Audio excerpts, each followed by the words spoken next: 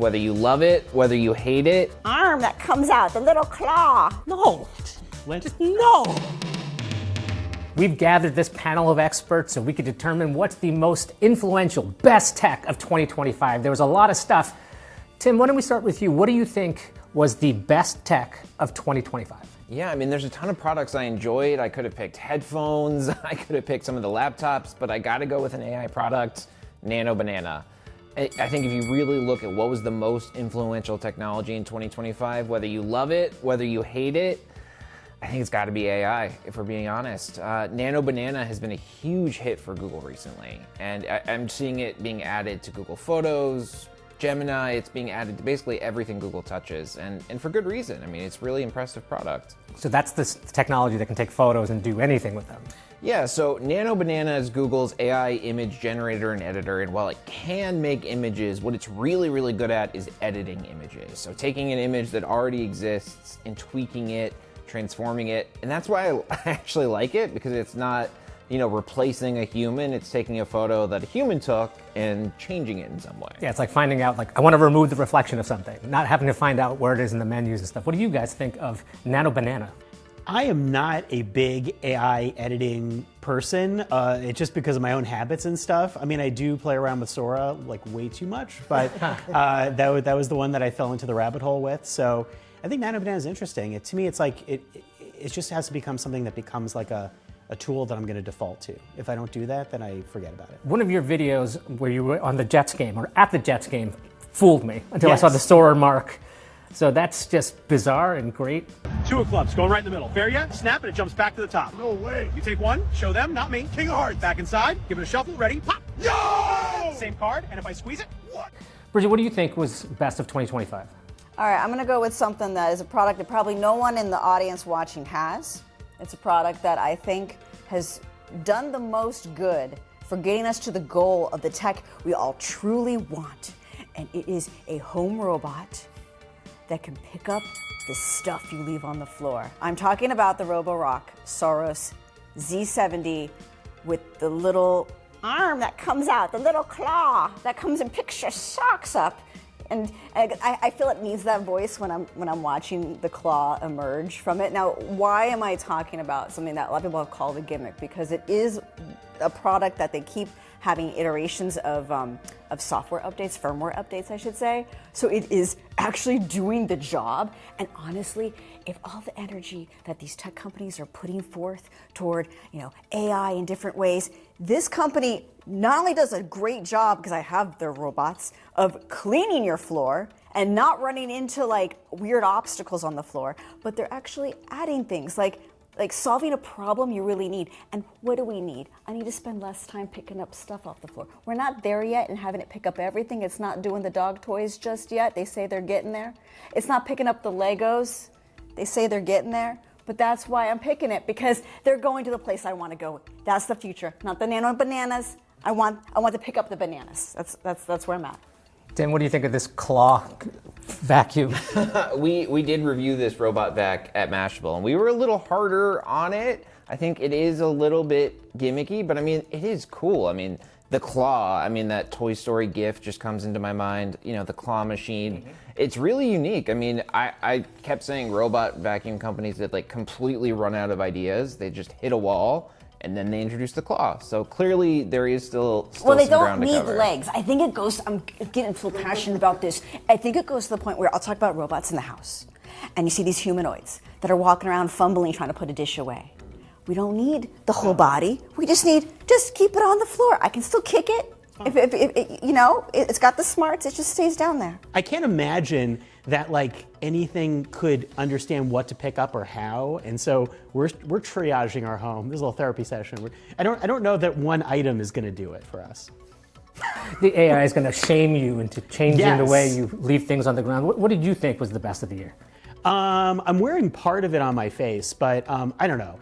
This is a year where honestly, so fast, I kind of feel like there wasn't any one thing that particularly wowed me. A lot of iterative things, I thought Switch 2 was interesting, X-Real glasses, and the Meta Ray-Ban glasses, not the display ones, because those don't work with my prescription. But I'm wearing the second-gen Ray-Bans, and they have a battery. These already came out a few years ago, but the battery life has now gotten over the hump that when I take them on vacations and I use it for that stuff where I want to listen to stuff and take phone calls, the quality and the battery life are good enough, but I still don't wear them as my everyday glasses. That's the thing, is like I take them off because they last like up to 8 hours, maybe 12 if you're lucky, but they might not. And then the friction of like, oh, I'm gonna take these off, plus I might hit the trackpad that activates the music, and they don't do all that much with the phone. I feel like we're halfway in one spot, halfway in another spot, but they're the most interesting thing that I still find myself going back to, but I also go, I don't know if I need them all the time. See, I want those to work. I really do. But the idea that my glasses could need to be charged, or, oh, I was really relying on this, let me attach a battery pack to my head. I don't really want to do that.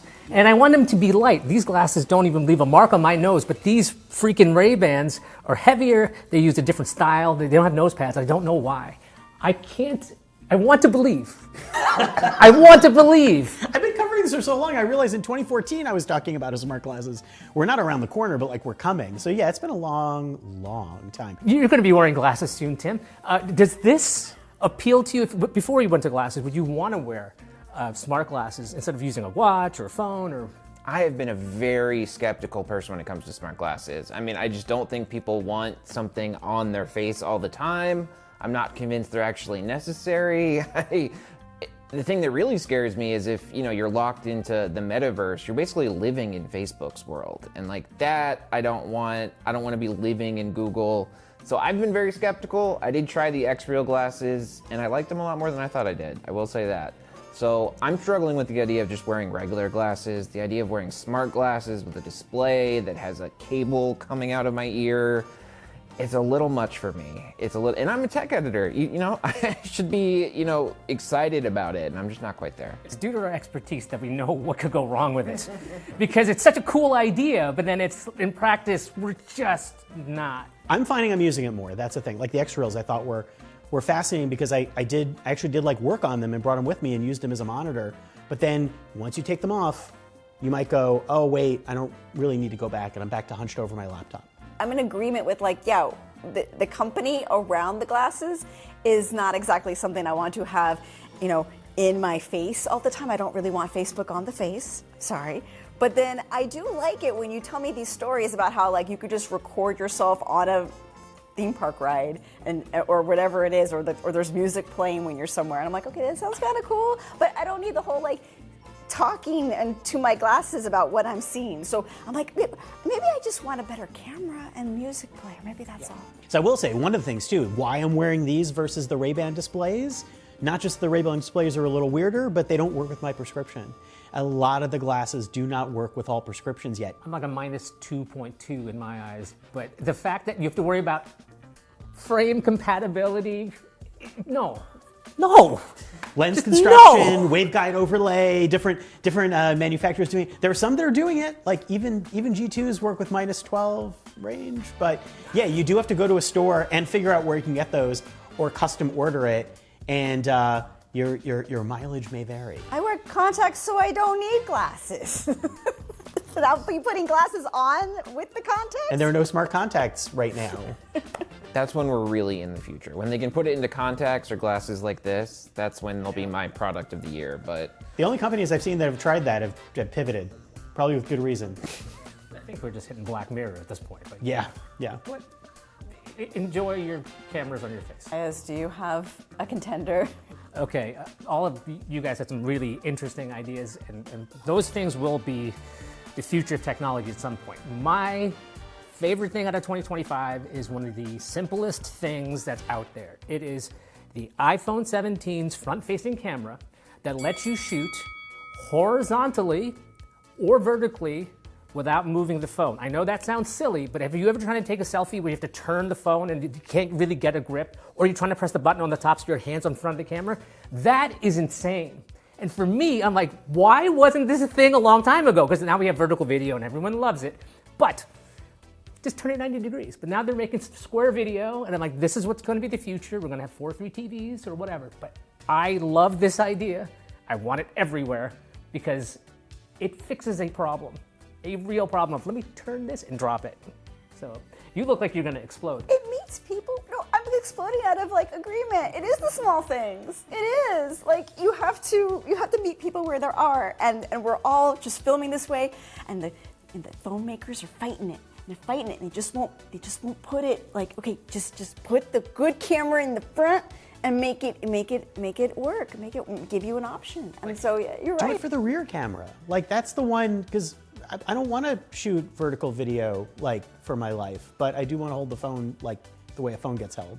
Like I don't like holding the phone like this all the time. Don't you want to see if it's like a family picture? Yeah, if you're taking a selfie, you need the self to be in it. You got to see you on the screen right there. Yeah, that's why I love it for the front facing. But I'm saying I also want that on the rear one, because I just want to be able to hold the phone vertically and shoot it in the format that I want. Oh, you mean like shoot horizontally while you're just holding like I'm just saying, like I like that yeah. idea. Just put it on all of the camera Yeah. modes. Like I just don't want to have to. This is such a weird way to hold a phone, like that horizontal. Yeah. Yeah. So I agree with you. I'm hoping this is the future of like every phone's camera, because why not? Like turn the periscope, that little prism, 90 degrees.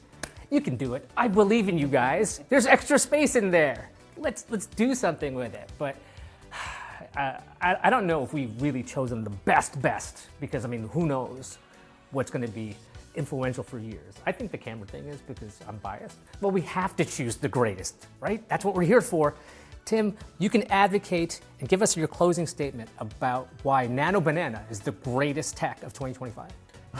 I don't think I need to. Most of you made a case against your own picks already. So, no, but Nano Banana, it's not almost there. It's not showing promise. It's just usable. You can just use it right now, and I think that's definitely got to be a point in its favor. I also, think about like photographers I know who say like, this thing saves me like something that used to take half an hour, I can do instantly. And I mean, like that's a cool, actual real world difference in their life. So I mean, Nano Banana, it's fun. You can do a lot of cool pictures and memes, but you can also do pretty practical things at work in your professional life that it really makes a difference. And I mean, come on, it's the year of AI. I say that in horror partly. I'm hardly a big AI booster. I'm a big skeptic in a lot of ways, but there's something here. I mean, this technology is not going away, and I think this is one of the better uses we found for it so far. Bridget, if you're going to advocate for yours, okay, what is your closing statement? You have, people inspired to get offline because of AI, and people crushing glasses in subways when they're mad at people recording them. So I'm going to go with the robot that actually, I don't know, maybe takes like a little problem away that everyone wants. You want Rosie the robot. We all talk about it every year. That's what you want. We're getting there, and we're helping people have more time for themselves instead of cleaning up after everything, and it's working. It's working. It's doing a good job. Scott, your closing statement. I think these are an interesting doorway into exploring things with AI that normally I would not be interested in. To me, a lot of the apps kind of blur together. A lot of that kind of open-endedness is not appealing to me. But for me, trying it on my face is kind of like a weird playground. Look, mine is very simple. It's a camera. It should work the way it should, and I like it. So if you don't think it's the greatest, fine. I like little things that make it makes sense. Why would you go ahead and change from an iPhone 16 to 17? There's like one thing. Sure, the processor's faster, blah, blah, blah. But the thing you're going to use is the camera. So like, make the cameras good. Now that we've made all our closing arguments, let's go around and see if anyone has changed their pick. Tim?